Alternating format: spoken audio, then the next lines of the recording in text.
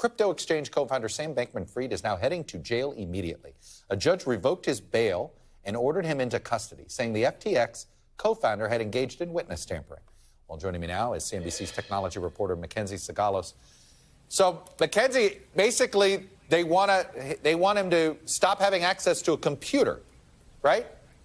I mean, that's part of it. So one of the big points of contention was where he would actually be remanded into custody. The government had already had conversations with Putnam, which is a jail facility that would still give him access to a laptop with an internet connection, because the big question here is whether he would be able to adequately prepare for trial, access discovery documents, and the government wanted to ensure that that was possible while also putting into place a lot of safeguards that were necessary to avoid the kind of witness tampering that they alleged has been happening the last few months. And that, I mean, I saw a specific was, they think he leaked documents to a reporter?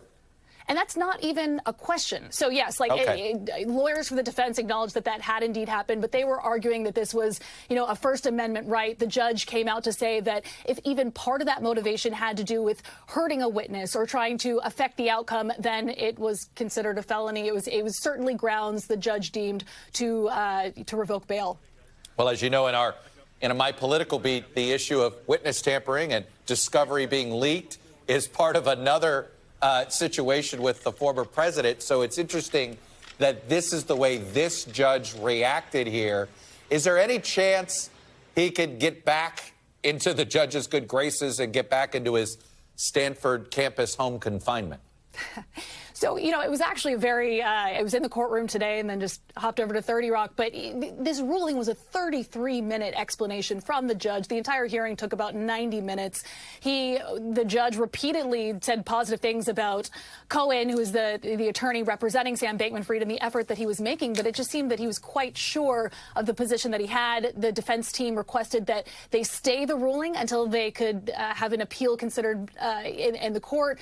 That was denied by the judge. And again, it was a very respectful exchange. He just acknowledged the fact that he didn't feel the defense had an adequate argument to make here. And this was a request from the prosecution?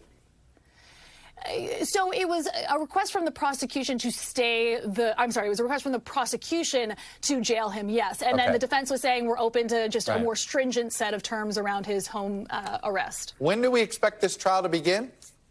Well, at this point, October 2nd. And the judge explicitly asked the defense today whether or not they wanted to, seek an adjournment or extend out that trial date. They said that at this point, they're not looking to do that. So everything is still on track. Well, one would assume now that he's in jail, he may want his trial to start sooner rather than later.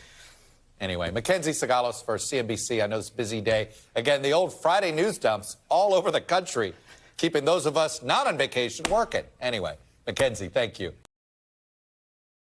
Thanks for watching our YouTube channel. Follow today's top stories and breaking news by downloading the NBC News app.